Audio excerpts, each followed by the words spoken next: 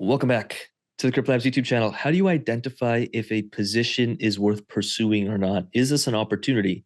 Is this an asset or a liability? A lot of people buy Bitcoin. They're like, oh, I'm buying assets. That's questionable. By definition, if you buy Bitcoin at 60 and you sell it at 70, it was an asset. If you buy Bitcoin at 60 and you sell it at 50, it's a liability.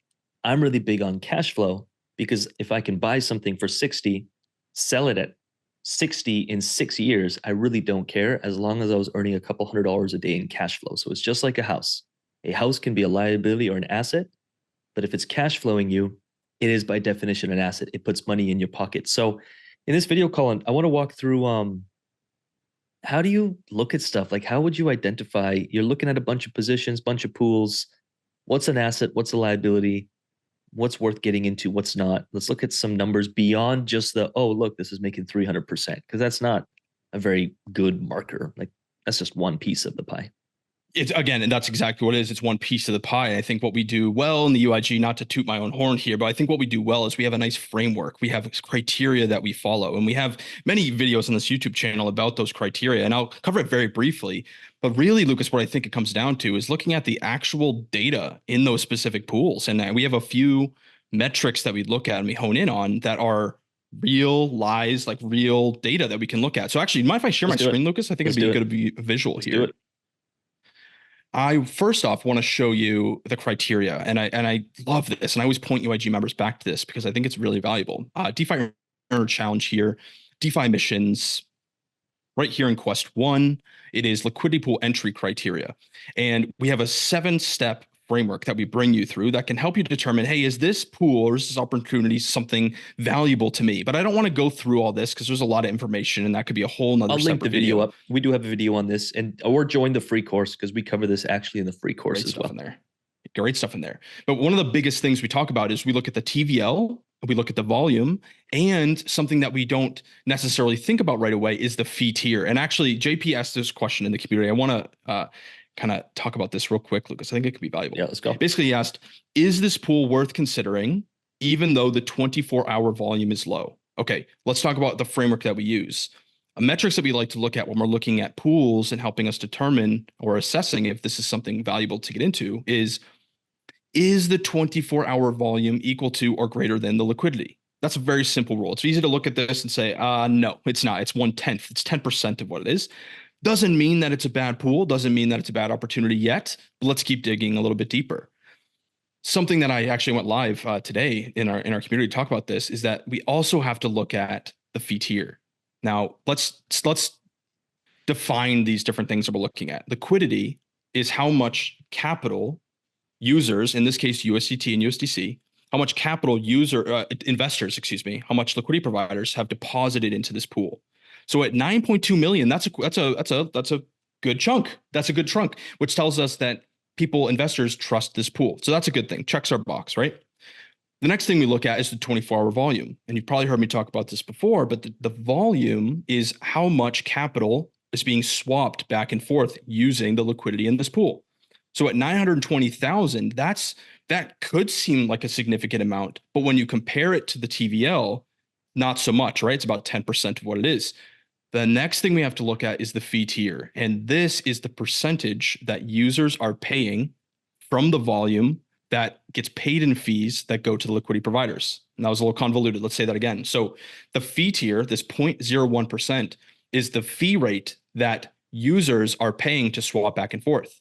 So to determine how much fees are actually being collected in this pool on a 24-hour basis, we multiply the fee tier by the 24-hour volume. And 0.01% in the fee tier is the lowest fee tier that's around, which means that it's the smallest percentage that users have to pay to swap.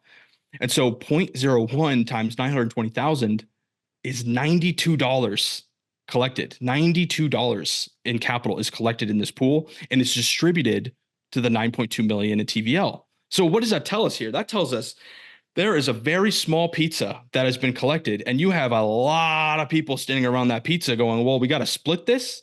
And so when JP asked this question in the community, I looked at these numbers, I ran this calculation on my head, and I said, wait a sec, this APR projection is not correct. There is no way that this APR is 66%. And so I actually dove into this, Lucas, and I think this could be valuable for everybody, is that I actually went to the pool, and all I did was change. Now, this is the light version. You can go into the pro version, but all I did was change this APR a little bit, change the range, and look at this. It adjusted it down to 1.2% APR on a yearly basis. So that's where it's like, we don't just look at the surface level. We don't just look at, and this is not anyone's fault, right? But you look at this, we go, whoa, 66%. Holy smokes. This is amazing. But when we actually understand the metrics and the data that's underlying this, we can look at this and say, hold on a sec, this is not correct. Let me dig a little bit deeper. And let me actually figure out what's the return. I was in that position maybe 2-3 weeks ago, and I was earning 40, 50, 60%. But that was 2-3 weeks ago, and it's still calculating that into its actual return. But within a few weeks, it'll probably show, 3, 4, 5, 6% tops if the volume doesn't pick itself up. So I love that. What about on orcas and on, let's definitely orcas in a little peek. Yeah. Like, so again, opportunity. Someone's looking at this and being like, huh. Yeah, good. I mean, it goes back to our framework. The framework, we're loading here. Give me a sec. What we're looking at is we're looking at those metrics. We're looking at the TVL, we're looking at the volume, we're looking at the fee tier, and how do they all come together? How do they all work together to then pop out that projected APR? So again, we're not just looking at that projected APR and saying, oh, it says it's going to give me this percent. There we go. Because it's not a fixed rate. It's not static. This thing is constantly fluctuating. So but really look at what even we're like looking up for, top there, total value locked 301 million on Orca. Look at the 24-hour volume, 342. This DEX in and of itself already passes our criteria, which is why so many of us are on Orca. There is so much volume on Orca. Yes. And so it's easy to find pools or positions that match that criteria of, hey, volume is surpassing TVL. Yeah. So when we're looking at SOL and USDC, and just in this example, it's the first one that pops up, is that this pool right here has $2.9 million in TVL. That checks our box, right? For us, we like to look at 250,000 or more. That tells us that there's enough capital, enough liquidity in this pool. The next thing we look at is, good rule of thumb. The next thing, like I've talked about, is the 24-hour volume, 84 million. So like, look at 84 million volume is equal to or greater than the liquidity. And the answer is absolutely. Yes, it does pass this check. But then the next thing we want to look at is the fee rate, because this is important. And this is really what I wanted to talk about today, is that not all these pools are created equal. Let's look at the other one here, SOL USDC. So let's ignore this one right here, but let's look at the first and third, because these are the same assets. Is that even though these are the same assets, these are two very different, very separate pools with different liquidity, with different volume numbers, et cetera, et cetera. And so something to note here, look, it's just an added bonus here actually, is that a DEX will try to optimize, the least costly route for the swapper. And so that's where you're going to notice that the majority of liquidity is generally, not always, but it's generally fed into the lower fee tiers. And so actually someone asked the community, Lucas, this is a great question, is wait a sec, if the fee rate is the percentage that users are paying to swap, why would we not just go to the highest fee rate? Because that's the highest percentage of fees being collected. And the answer is just that. And when I informed him of that answer, he said, oh, that makes total sense, is that the DEX is going to optimize. It's going to have the user pay the least amount of fees possible, which makes sense. So it's not always best to get to the highest fee rate, and it's not always best to get to the lowest fee rate either, because the volume also has to be there for this to make sense. Because again, 0.01% is the lowest fee tier. It is like the smallest fee that users pay. So anyways, hopefully this kind of gives you something to look at, is that we're looking at these figures here, looking at liquidity, how much capital is being invested. We're looking at the 24-hour volume, how much is being swapped back and forth, the fee rate or the fee tier, depending on which DEX you're on, which is, so you take the fee rate, you multiply it by the volume, and that will give you what the 24-hour fees are going to be, roughly speaking.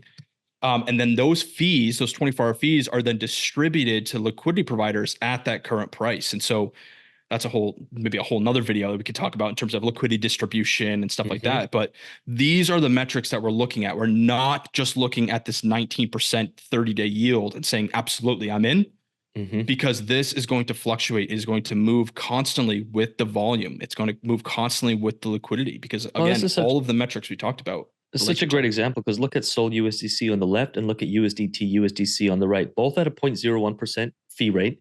24-hour Yep. volume is 80 million on Sol and 20 million on USDT. So you could say the 24-hour fees on Sol USDC are 8,400 and in USDT USDC they're 2,000. All those numbers add up. So really, it should be like, oh, USDT, USDC should pay around 5%, 6% in rewards if you're following just that math. But what you're missing is the liquidity is so high on USDT, USDC that the 24-hour volume is only double it. Whereas on Sol USDC, the 24-hour volume is like 20x it. And so your returns will be that much higher. And though all those numbers combined is where that actual return is coming from. If USDT USDC only had $1 million of liquidity, then I bet you'd be doing 19, 20, 25% returns on USDT USDC with the same volume. So that's important to know. And Absolutely. yeah, there's more to it than just the number itself. Was this Way more to helpful? it. Please let us know in the comments what landed, what questions do you still have on this?